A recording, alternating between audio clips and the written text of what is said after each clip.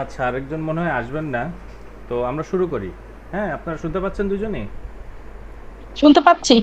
আচ্ছা, তো আমাদের এখানে আমরা আজকে যেটা দেখব সেটা হলো আহ, আজকে আমরা দেখব যেটা আগে যেটা দেখেছি সেটা হলো আমরা ডেসক্রিপটিভ স্ট্যাটিস্টিক্সগুলো দেখেছিলাম। তো সেখানে আমরা মিন, মিডিয়ান, মোড, স্ট্যান্ডার্ড ডেভিয়েশন ছাড়াও কিছু অ্যানালাইসিস দেখেছি কিভাবে করতে হয়, কিভাবে এসপিএসএস এর ব্যবহারে সেটা করতে হয়। তো আমরা জানি যে কিভাবে আমরা এই যে ভেরিয়েবল ভিউ সেখান থেকে কিভাবে আপনারা তো দেখতে পাচ্ছেন না স্ক্রিনে? স্ক্রিনে কি দেখা যাচ্ছে? দেখা যাচ্ছে। হ্যাঁ, আচ্ছা, দেখা যাচ্ছে। আচ্ছা। এই ভেরিয়েবল ভিউতে আপনাদের হয়তো একটু মনে আছে, আমি তাও আবার বলি যে এখানে আমরা ডেটাগুলোর যে ভেরিয়েবল সেগুলোকে ডিফাইন করি যে না এটা আমার ভেরিয়েবল। এরপর ডাটা ভিউতে এসে আমরা ডেটাগুলো দেখি এবং এরপরে অ্যানালাইসিস করি। তো আমরা যে অ্যানালাইসিসগুলো শিখব সেই অ্যানালাইসিসের মধ্যে কোরিলেশন, রিগ্রেশন আর অ্যানোভা মানে অ্যানালাইসিস অফ ভেরিয়েন্স, এই তিনটা আমরা শিখব মেজরলি। আপনারা যখন পরে মডেল তৈরি করবেন তখন এগুলো আপনাদেরকে হেল্প করবে, কোয়ান্টিটেটিভ মডেল তৈরি করার সময় হেল্প করবে। তো আজকে আমরা শিখব হলো কোরিলেশন এবং কোরিলেশন ম্যাট্রিক্স।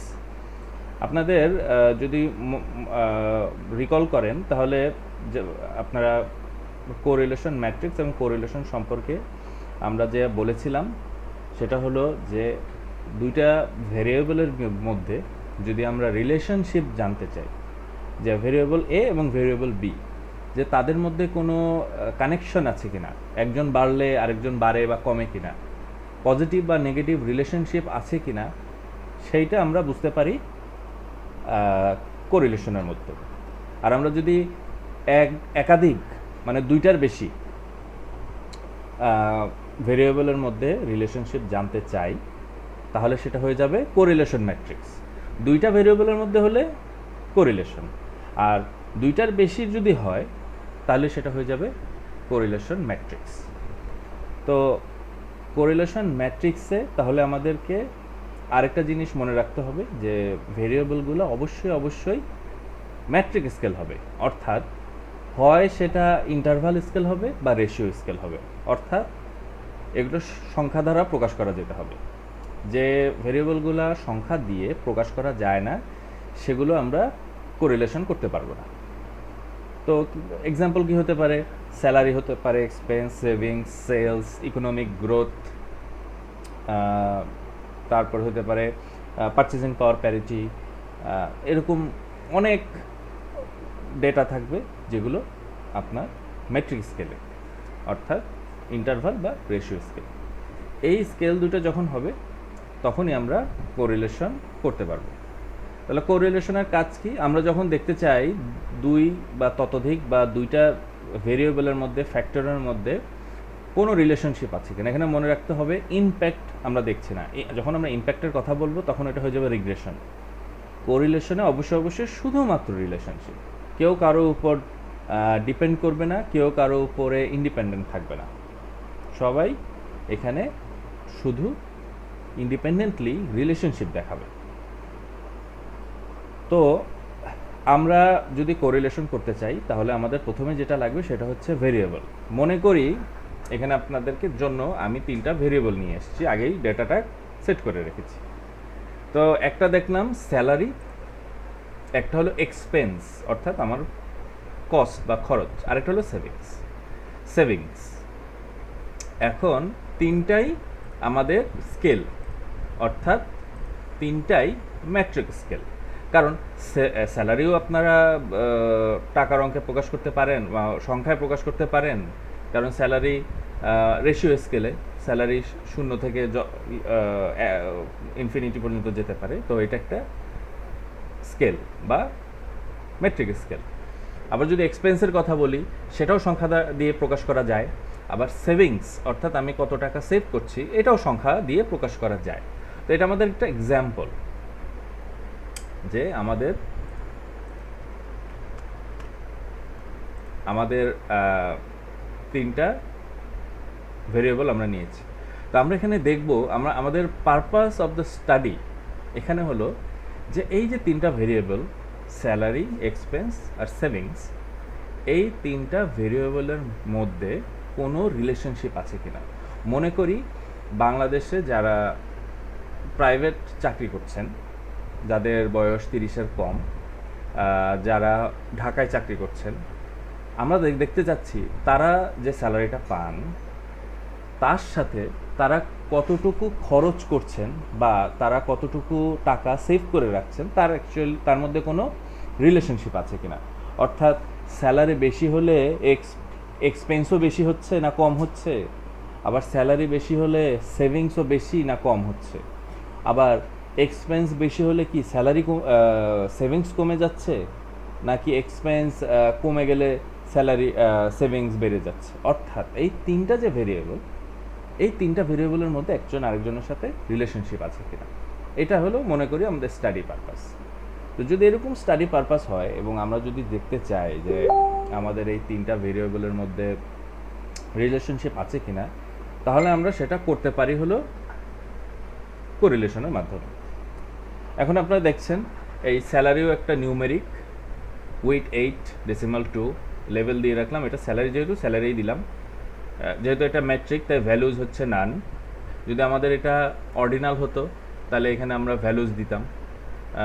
যদি এমন হতো এটা জেন্ডার আমাদের ভেরিয়েবল, তাহলে এখানে হতো ভ্যালুজ দিতাম মেল 1 ফিমেল 2। তো যেহেতু এটা ম্যাট্রিক, তো ম্যাট্রিক স্কেলে কখনোই ভ্যালুজ থাকে না, এটা নান। মিসিং নাই আর হচ্ছে আমাদের অ্যালাইন হচ্ছে রাইট। এইটা হচ্ছে সবচেয়ে ইম্পর্টেন্ট, সেটা হচ্ছে আমাদের সবগুলো মেজার কিন্তু স্কেল, আমাদের মেজারগুলো সব স্কেল, কারণ সবগুলোই হচ্ছে ম্যাট্রিক স্কেল, এই জন্য আমাদের সবগুলো স্কেল দেয়া। আচ্ছা, তো আমাদের যখন ডিফাইন করে ফেলছি আমরা যে আমাদের এখানে ভেরিয়েবলগুলো কি হবে, তখন আমরা চলে যাব ডেটা ভিউতে। আপনারা কি ডেটা ভিউটা দেখতে পাচ্ছেন এখন? হ্যাঁ, দেখা যাচ্ছে।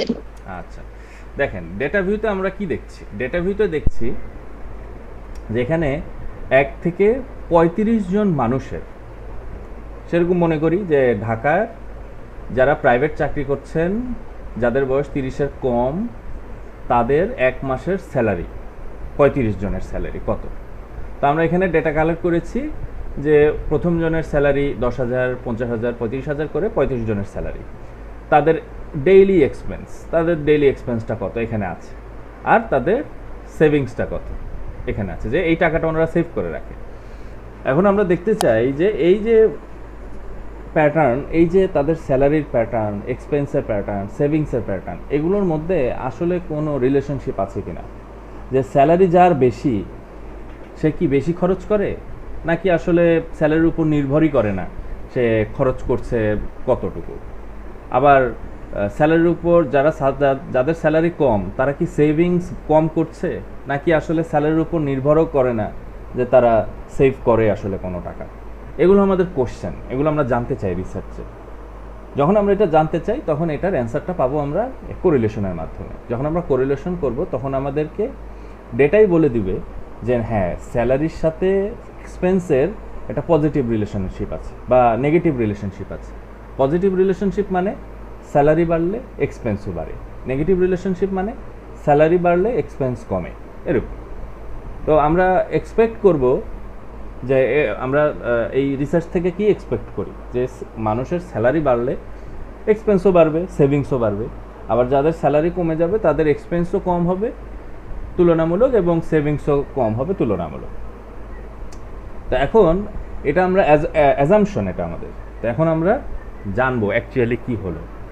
তা এটা হচ্ছে আমাদের ডেটা, এখানে প্রত্যেকটা ডেটা আমরা বসিয়েছি, এখানে প্রত্যেকটা ডেটা আমাদের বসানো। এই ডেটাগুলো হয়তো আপনারা সার্ভের মাধ্যমে নিয়েছেন ফিল্ড থেকে, হ্যাঁ, ফিল্ড থেকে এটা নিয়ে আমরা এখানে বসিয়ে দিলাম। এখন আমরা যখন কোরিলেশন করব তখন আমরা আবার আগের মতো এই যে অ্যানালাইসিস, এই যে উপরে এখানে file, edit, view, data, transform, analysis, আমরা এখানে অ্যানালাইসিস বাটনে ক্লিক করব। আমরা যখন অ্যানালাইসিস বাটনে ক্লিক করব, এই রিবন থেকে, এটাকে রিবন বলে, উপরের এই অংশটাকে রিবন বলে, তখন আমাদের একটা বক্স নিচে শো করবে যার ভিতরে আমাদের অনেক অ্যানালাইসিস আছে। এর মধ্যে আপনাদের মনে আছে হয়তো আমরা এখানে ডেসক্রিপটিভ স্ট্যাটিস্টিক্স দেখেছিলাম, হ্যাঁ, যেখান থেকে আমরা এখানে ডেসক্রিপটিভ স্ট্যাটিস্টিক থেকে আমরা ডেসক্রিপটিভস যদি আমরা দেখেছিলাম যে এখন আরেকটা ডায়লগ বক্স আসছে, আপনারা দেখতে পাচ্ছেন কি না? বক্সটা কি দেখতে পাচ্ছেন? না, বক্সটা দেখা যাচ্ছে না, না? একটা বক্স, না, বক্স দেখা যাচ্ছে না। আচ্ছা, বুঝতে পেরেছি। এটা আমাকে একটু যেটা করতে হবে সেটা হলো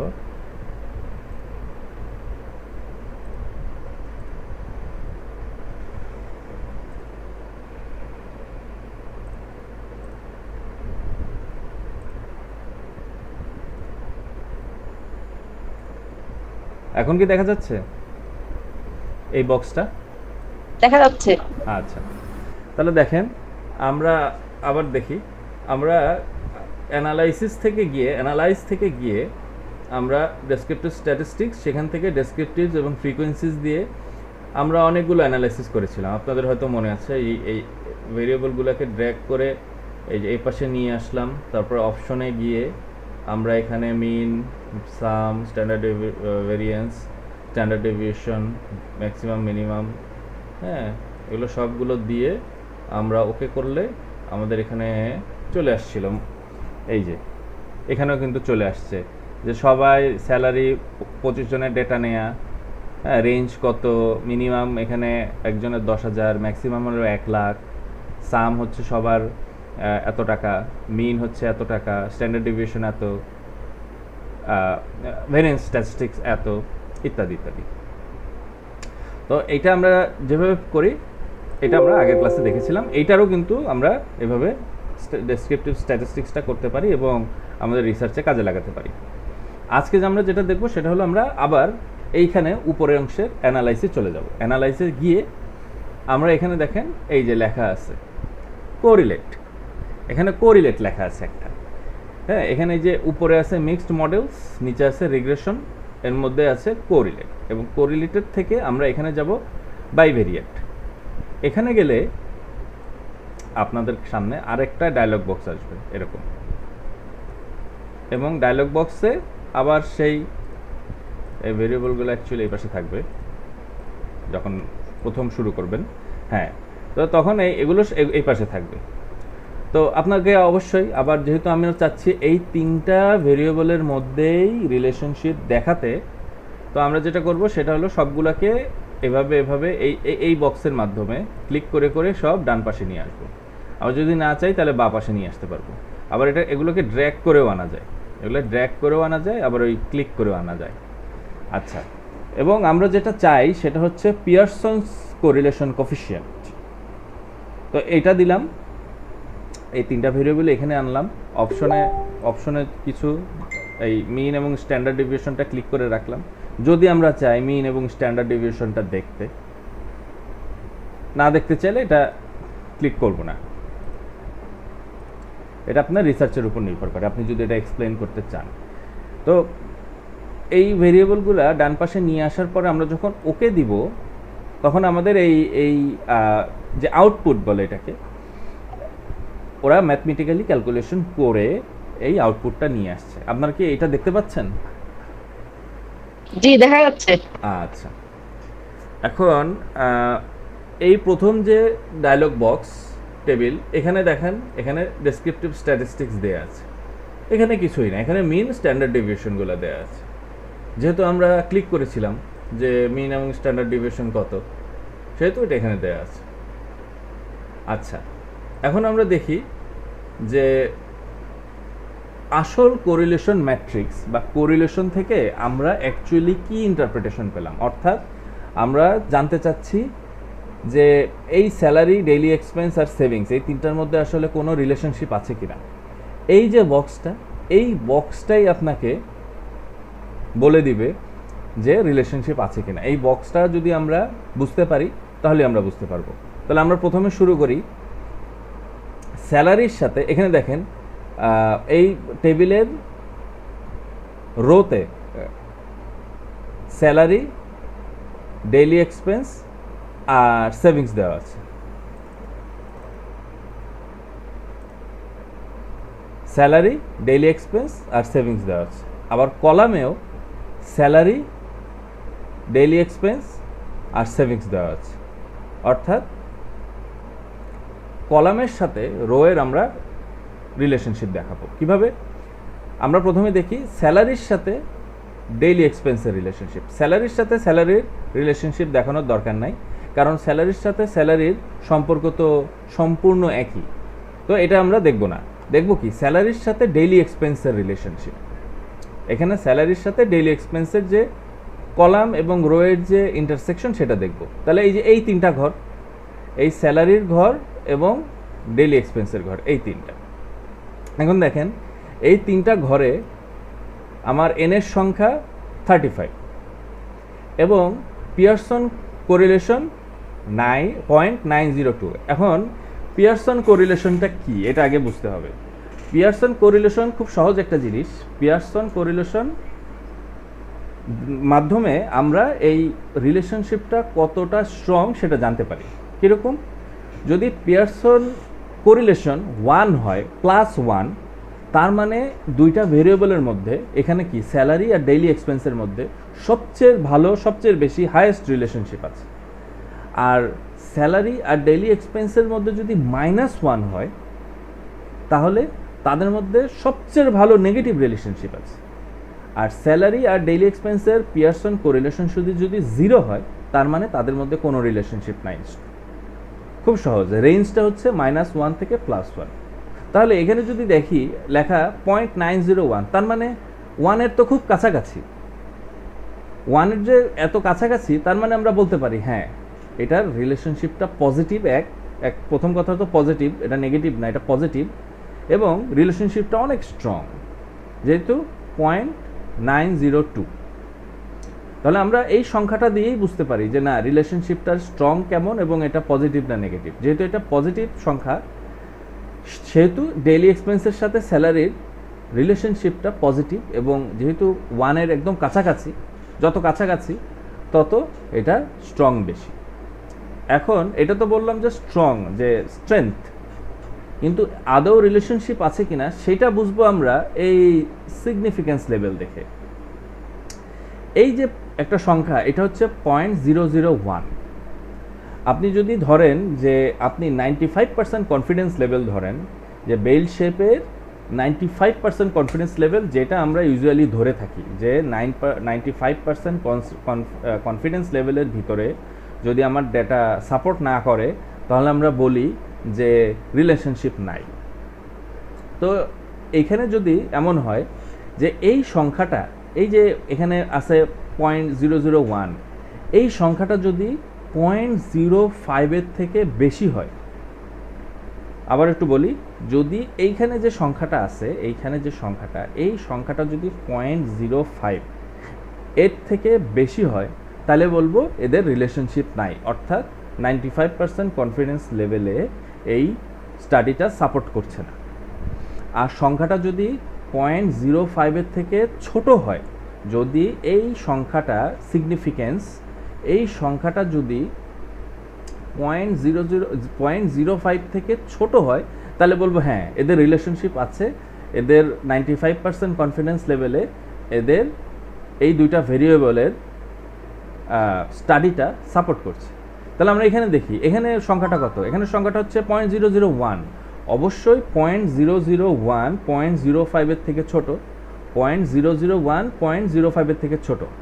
এটা আপনার কোথাও ইচ্ছা করলে লিখে রাখতে পারেন যে আমার যদি সিগনিফিক্যান্স লেভেল, আমাদের যে আউটকাম আসছে যে টেবিলে, সেখানে যদি সিগনিফিক্যান্স লেভেল যে সংখ্যাটা, হ্যাঁ সেই সংখ্যাটা যদি 0.05 থেকে ছোট হয়, তখনই বলবো যে এদের রিলেশনশিপ আছে।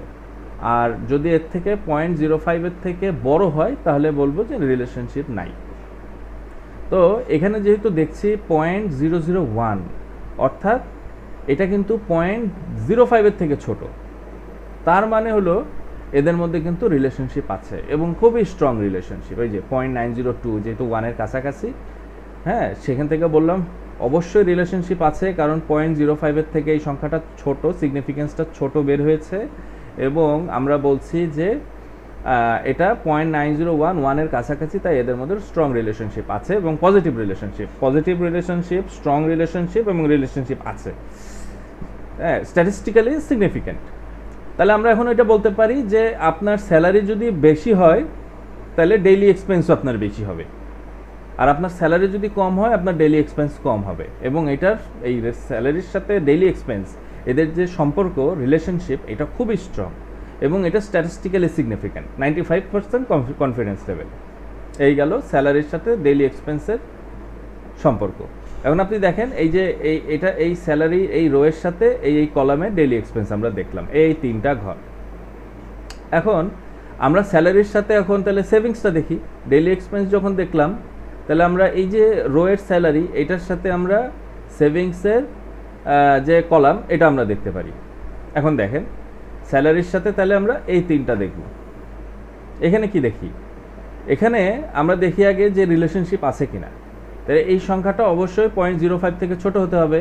এখানে আছে 0.038, তার মানে এই সংখ্যাটা 0.05 এর থেকে ছোট, তার মানে রিলেশনশিপ আছে। অর্থাৎ 95% কনফিডেন্স লেভেলে আমরা বলতে পারি যে আমাদের এই দুইটা ভেরিয়েবল স্যালারির সাথে সেভিংস, এই দুইটা স্টাডি আমার সাপোর্ট করে।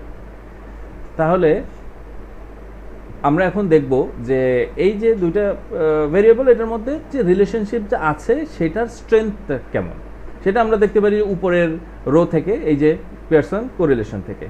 আগের বার ছিল 0.902, সেটা ছিল স্যালারির সাথে ডেইলি এক্সপেন্স, আর স্যালারির সাথে সেভিংস হচ্ছে 0.351, অর্থাৎ এটা 1-এর কাছাকাছি না আবার 0ও না, অর্থাৎ মাঝামাঝি একটা রিলেশনশিপ। অর্থাৎ রিলেশনশিপটা স্ট্রং না, এমনকি 0.5-এর থেকেও কম, বলা যায় যে 0-র কাছাকাছি।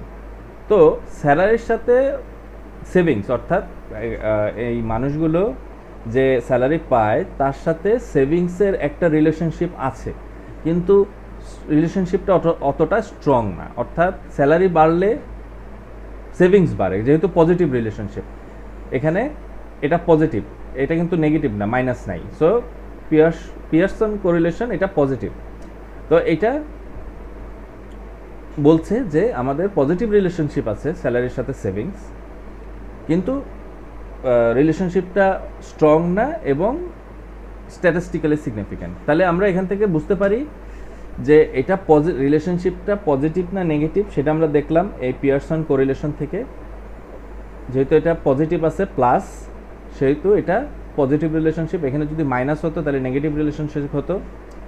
দেখতে পেলাম যে এর স্ট্রেংথটা কেমন রিলেশনশিপের, এবং দেখলাম যে আসলে স্ট্যাটিস্টিক্যালি সিগনিফিক্যান্ট কিনা এইখান থেকে। অর্থাৎ এটা যদি 0.05-এর থেকে ছোট হয় তার মানে এটাকে বলবো আমরা হ্যাঁ রিলেশনশিপ আছে, এটা স্ট্যাটিস্টিক্যালি সিগনিফিক্যান্ট 95% কনফিডেন্স লেভেলে। আর যদি এটা 0.05 থেকে বড় হতো তাহলে বলতাম যে না এটা সিগনিফিক্যান্ট না, রিলেশনশিপই নাই। আচ্ছা, যেহেতু আমরা দেখলাম এই স্যালারির সাথে ডেইলি এক্সপেন্স আর সেভিংসের কিন্তু রিলেশনশিপও আছে, এবং একজনের বেশি রিলেশনশিপ স্ট্রং আর একজনের মডারেট, এবং দুইটাই স্ট্যাটিস্টিক্যালি সিগনিফিক্যান্ট কারণ 0.05-এর থেকে ছোট। আচ্ছা, এখন কিন্তু আমাদের এই আরেকটা কম্বিনেশন রয়ে গেল, সেটা হলো ডেইলি এক্সপেন্সের সাথে সেভিংস। এখন দেখেন ডেইলি এক্সপেন্স এই স্যালারির রোতে তো আর ডেইলি এক্সপেন্স নাই, তাহলে আমাদের ডেইলি এক্সপেন্স আছে এই যে পরের সেকেন্ড রোতে। তো সেকেন্ড রো থেকে আমরা যাই, সেকেন্ড রোতে প্রথমে হচ্ছে স্যালারির সাথে ডেইলি এক্সপেন্স, এটা আমরা করে ফেলছি। এই যে এইটা আর এইটা সেম,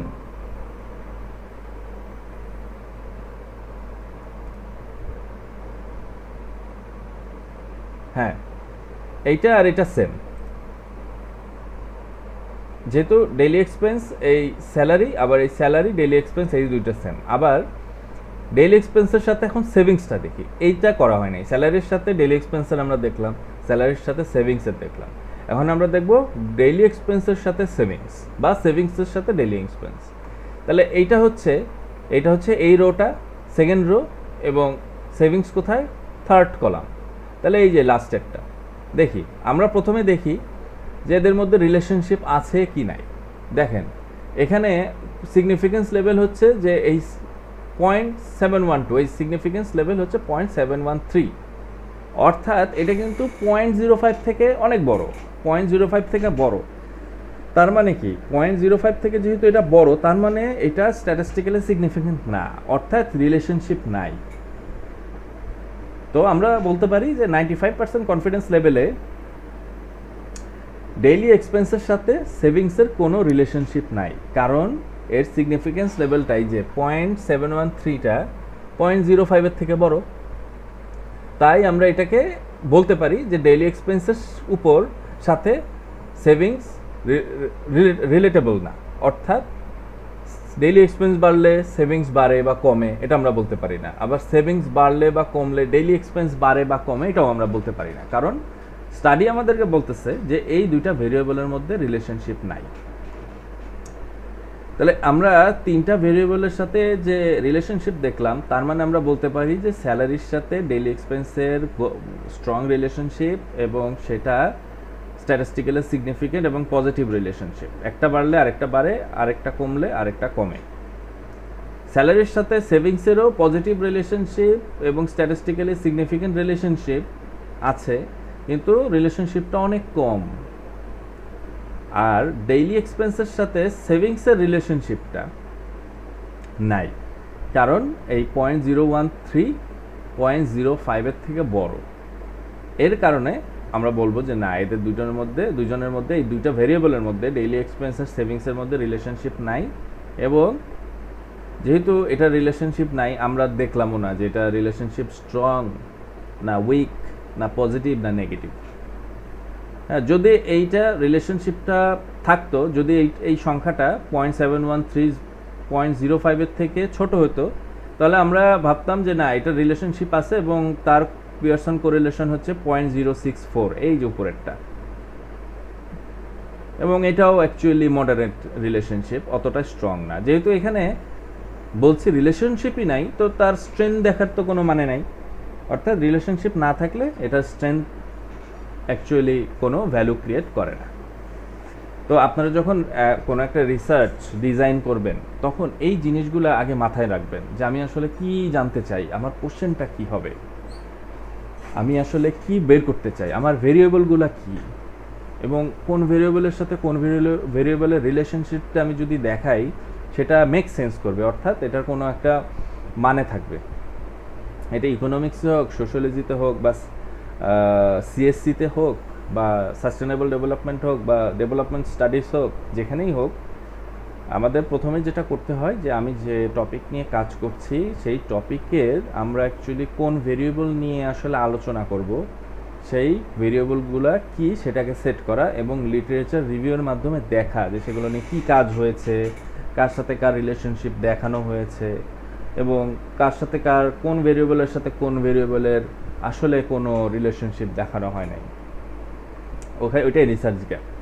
তো আমরা এখানে দেখব যে এখানে যাতে লজিক্যালি এখানে আমরা এক্সপ্লেন করতে পারি কোন ভেরিয়েবলের সাথে কোন ভেরিয়েবলের রিলেশনশিপ আছে, এমন কোনো ভেরিয়েবল আমরা নিব না যে ভেরিয়েবলটা অ্যাকচুয়ালি রিয়েল লাইফ ইমপ্লিকেশন নাই। হ্যাঁ, তো এরকম আমরা দেখতে পারি। তো কোরিলেশনের মাধ্যমে আমরা এই যে আমরা রিসার্চের প্রথমেই যে কাজটা করি যে আগে ভেরিয়েবলগুলো সেট করে ফেলি যে আমি চাচ্ছি আমার রিসার্চের এই ভেরিয়েবলগুলা এবং এই ভেরিয়েবলগুলা এগুলোর সাথে আমি একটা কানেকশন রিলেশনশিপ দেখাবো এবং এই রিলেশনশিপেরগুলো স্ট্রেংথ দেখাবো। তখন আপনারা বুঝে ফেলবেন যে না, আমার ক্লিয়ার আইডিয়াটা কি, আমি রিসার্চটায় আসলে কি এক্সপ্রেস করতে চাচ্ছি। তখন আপনার রিসার্চটা পুরোপুরি কমপ্লিট করতে এবং সেটা প্রপোজালে আপনার রিপ্রেজেন্ট করতেও সুবিধা হবে। তো প্রথমে যেটা করতে হয় সেটা হলো যে আপনি কোন ভেরিয়েবল নিয়ে কাজ করবেন এবং লিটারেচার আপনাকে কি বলছে। অনেক সময় যদি আপনি এমন হয় যে আপনি ভেরিয়েবলগুলো খুঁজে পাচ্ছেন না আসলে কী নিয়ে কাজ করা যায়, তখন আপনার লিটারেচার আপনাকে হেল্প করবে যে কোয়ান্টিটেটিভ রিসার্চ যারা করছেন তারা কি ভেরিয়েবল নিয়ে কাজ করছেন এবং সেখানে এই ভেরিয়েবলগুলা তাদের রিলেশনশিপ দেখাচ্ছে কি দেখাচ্ছে না। যখন আপনারা বুঝে যাবেন যে ভেরিয়েবলগুলা কি, তখন কিন্তু আপনারা খুব সহজে এই মডেলটার মেথোডোলজির মডেলগুলো তৈরি করতে পারবেন, যে রিসার্চ ডিজাইনটা কেমন হবে তখন তৈরি করতে পারবেন।